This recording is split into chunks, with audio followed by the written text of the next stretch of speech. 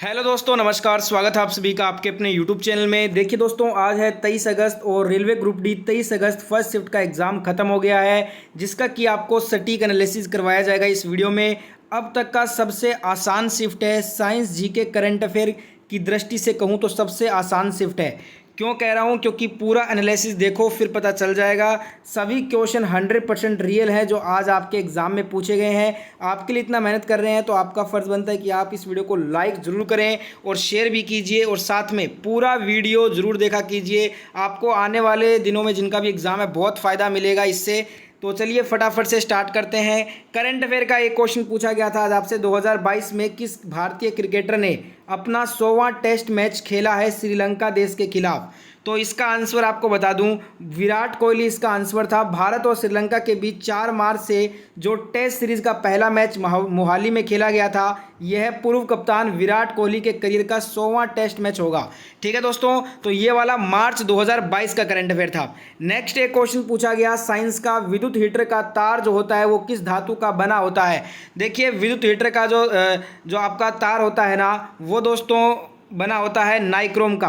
तो नाइक्रोम आपका right answer था। अगर नाइक्रोम किया है तो ये क्वेश्चन आपका बिल्कुल राइट होगा।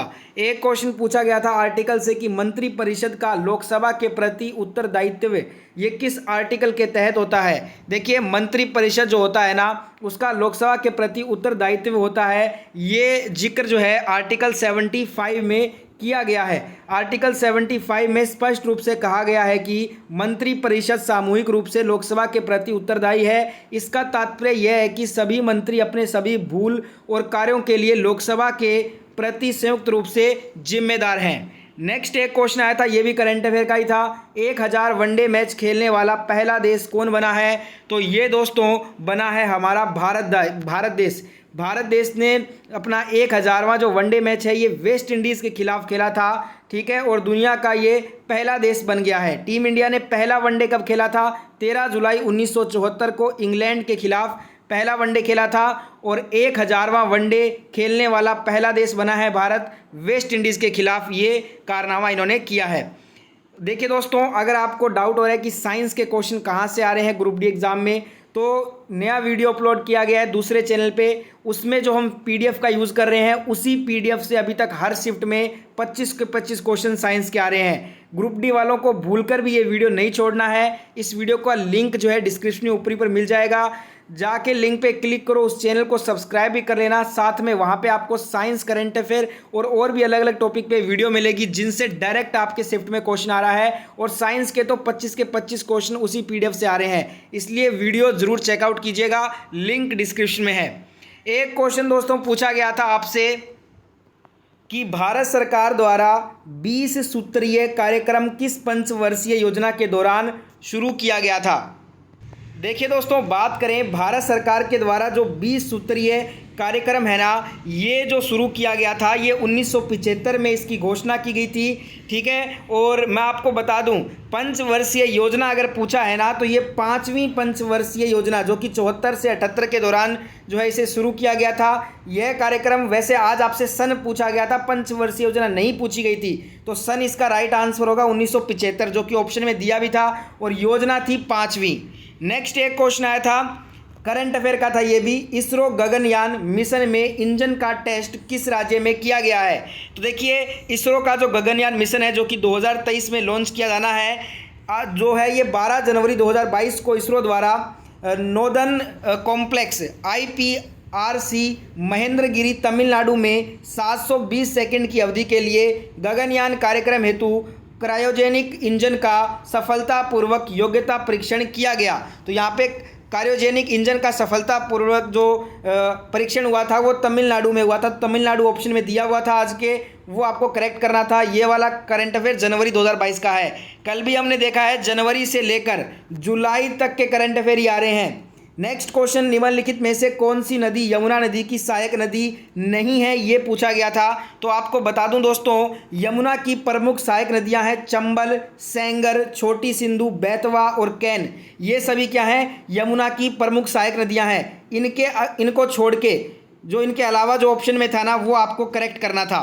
एक क्वेश्चन आया था कि निशा गांधी डांस फेस्टिवल ये किस राज्य में आयोजित होता है। डांस और फेस्टिवल से अब तक हर शिफ्ट में एक क्वेश्चन आया है। निशा गांधी डांस फेस्टिवल पूछा था तो ये केरल राज्य में आयोजित होता है और स्टूडेंट्स बोल रहे थे केरल आपका ऑप्शन में भी था, तो केरल आपको करेक्ट करना था। एक क्वेश्चन पूछा था किस बैक्टीरिया के कारण गंगा का जो जल है ना वो शुद्ध होता है। देखिए गंगा नदी का जो जल होता है वो हमेशा शुद्ध इसलिए होता है क्योंकि उसमें ब्रेटिया फोस नामक एक बैक्टीरिया होता है जो कि उसके गंदगी को दूर करता है।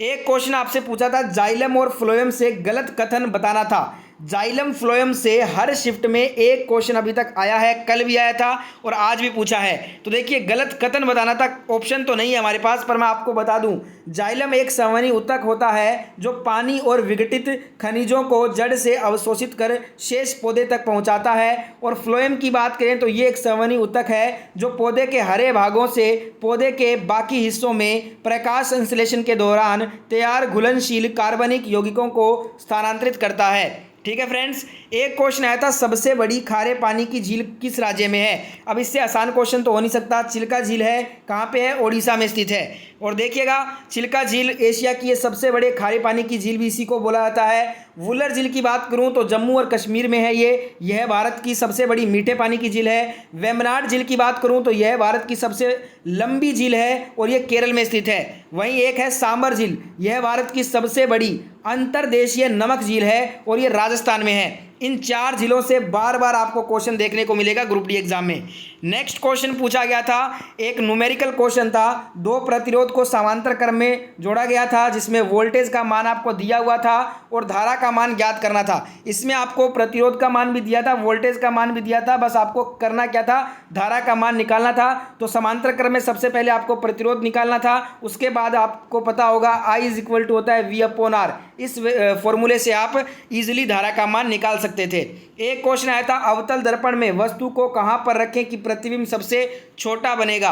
तो दोस्तों आपको पता होगा जब वस्तु अनंत पर होती है तो अवतल दर्पण में उसका वास्तविक प्रतिबिंब अत्यधिक छोटे आकार का होगा और यह दर्पण के फोकस तल पर बनेगा।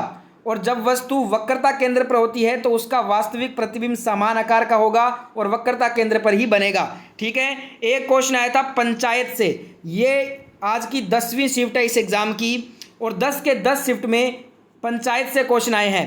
आज पूछा है आपसे पंचायत का कौन सा अंग नहीं है, तो कल ही आपको बताया था पंचायत त्रिस्तरीय होता है, ग्राम सभा, ग्राम पंचायत और जिला पंचायत।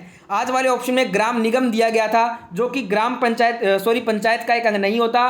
ठीक है, तो ग्राम निगम आपका राइट आंसर था। एक क्वेश्चन पूछा था, कथन दिए गए थे आपको 2 मॉडर्न पीरियोडिक टेबल में जो है 7 आवरण होते हैं। देखिए एक कथन दिया गया था आपसे, पहला कथन कि मॉडर्न पीरियोडिक टेबल में 18 वर्ग होते हैं और दूसरा कथन दिया गया था मॉडर्न पीरियोडिक टेबल में 7 आवर्त होते हैं। इन दोनों कथनों में से बताना था कि कौन सा सही है या फिर दोनों सही है या फिर दोनों गलत हैं। इस प्रकार से क्वेश्चन था, तो उसमें एक ऑप्शन था कि दोनों सही हैं। तो ए और बी ये दोनों जो कथन है ना 1 और 2 ये दोनों ही सत्य हैं क्योंकि मॉडर्न पीरियोडिक टेबल में 7 आवर्त और 18 वर्ग होते हैं। ठीक है दोस्तों। एक क्वेश्चन था एल्कीन का रासायनिक सूत्र क्या होगा, तो CnH2n इसका राइट आंसर हो जाएगा। एक क्वेश्चन पूछा गया था जून 2022 तक स्कूलों की साक्षरता दर कितने प्रतिशत है। इस वाले क्वेश्चन के ऑप्शन नहीं मिले हैं, जिनको भी ऑप्शन याद है जरूर कमेंट कीजिएगा। एक क्वेश्चन आया था राजकोषीय नीति किसका भाग होता है। ऑप्शन दिए थे भारतीय रिजर्व बैंक, भारतीय सरकार का या फिर दोनों का या फिर इनमें से कोई नहीं। ये 4 ऑप्शन दिए गए थे। बताइएगा दोस्तों आपने इस क्वेश्चन में कौन सा आंसर किया है। मेरे हिसाब से तो इसका आंसर होना चाहिए भारतीय सरकार। आप बताइएगा क्या आंसर होगा इसका।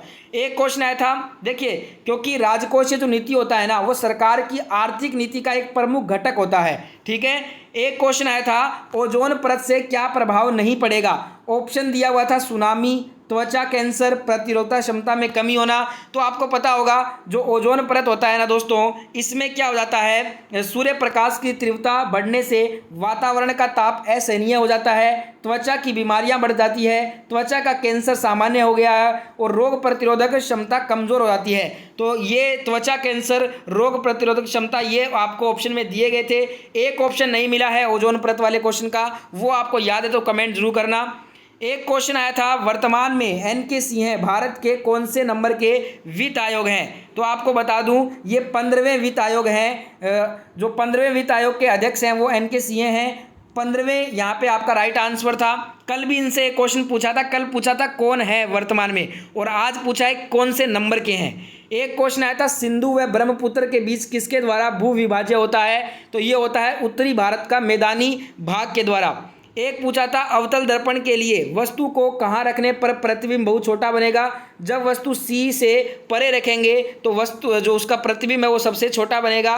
इमेज वास्तविक उल्टा वस्तु से छोटा व एफ व सी के बीच में निर्मित होगा। डायग्राम से आप इजीली समझ पाओगे। एक क्वेश्चन आया था, मानव पाचन में कौन सा एंजाइम प्रोटीन के पाचन को शुरू करता है? तो पेप्सिन इसका राइट आंसर था। पेप्सिन आमाशय में प्रोटोयोजे एवं पेप्टोन्स को निर्मित करके प्रोटीन का पाचन प्रारंभ करते हैं। एक आया था, दर्पण के आवर्धन से कोई न्यूमेरिकल क्वेश्चन था जिसको आप m = -v/u से फॉर्मूले से सॉल्व कर सकते थे। वैल्यू नहीं मिला है, क्वेश्चन पूरा याद है तो कमेंट कीजिएगा। एक क्वेश्चन था, मानव उत्सर्जन तंत्र में किडनी का कार्य पूछा गया था। तो देखिए, शरीर में पानी का संतुलन, अम्ल व क्षार का संतुलन, ये सभी जो है मानव उत्सर्जन तंत्र किडनी के कार्य हैं। इनके अलावा किडनी का प्रमुख कार्य तो होता है रक्त में से अपशिष्ट पदार्थ और अतिरिक्त तरल पदार्थ को छानकर रक्त को शुद्ध करता है तथा अपशिष्ट पदार्थ को मूत्र के रास्ते बाहर निकाल देता है। एक क्वेश्चन आया था, गर्भ निरोधक गोली क्या काम करती है? हार्मोन्स के लेवल को यह बनाए रखती है, ओवुलेशन करने वाले एस्ट्रोजन को बढ़ने से कंट्रोल करती है, या स्वीकल म्यूकस को मोटा करना। इसके अलावा यह पिल्स पीरियड्स के दौरान होने वाली एंटन और ब्लीडिंग को भी कम करती है। तो इनमें से जो भी ऑप्शन में था वो आपको करेक्ट करना था। एक आया था, ये आपको जो है ना इक्वेशन समीकरण दी गई थी और इसमें खाली स्थान में भरना था। तो खाली स्थान में NO3 हो जाएगा। ऑप्शन में बोल रहे थे कि NO3 दिया हुआ था। और एक आया था, आवर्त सारणी में लंब रूप स्तंभों को डैश और क्षैतिज पंक्तियों को डैश कहा जाता है। आवर्त सारणी में लंब रूप स्तंभों को जो है ना समूह और क्षैतिज पंक्तियों को आवर्त कहा जाता है। ठीक है। एक आया था, भारत में भोजन देने वाली सबसे बड़ी योजना कौन सी है? तो ये मिड डे मील कार्यक्रम है, 1995 में शुरू की गई थी। इसका नया नाम PM पोषण योजना रखा गया है, 5 वर्ष के लिए केवल। एक क्वेश्चन आया था, पेड़ों में भोजन का संग्रहण किस रूप में होता है? ग्लूकोज के रूप में। एक आया था, मोजले की आवर्त सारणी वाला, ये आपको करवा चुका हूँ। दो कथन दिए गए थे, सही गलत आपको बताना था। एक आया था, पानी में सिक्का क्यों उठा हुआ प्रतीत दिखाई देता है? तो प्रकाश का परावर्तन के कारण दिखाई देता है। ठीक है। तो ये थे आज के फर्स्ट शिफ्ट के 100% रियल क्वेश्चन। वीडियो अच्छा लगा है तो लाइक शेयर जरूर कीजिएगा। और अब मैं मिलता हूँ सेकंड शिफ्ट के साथ। और साथ में दोस्तों साइंस वाले वीडियो देख लेना, उसका लिंक डिस्क्रिप्शन में है। PDF फाइल के लिए टेलीग्राम चैनल ज्वाइन कर लीजिए, उसका भी लिंक आपको डिस्क्रिप्शन में मिल जाएगा। जय हिंद, जय भारत। मैं मिलता हूँ नई वीडियो के साथ।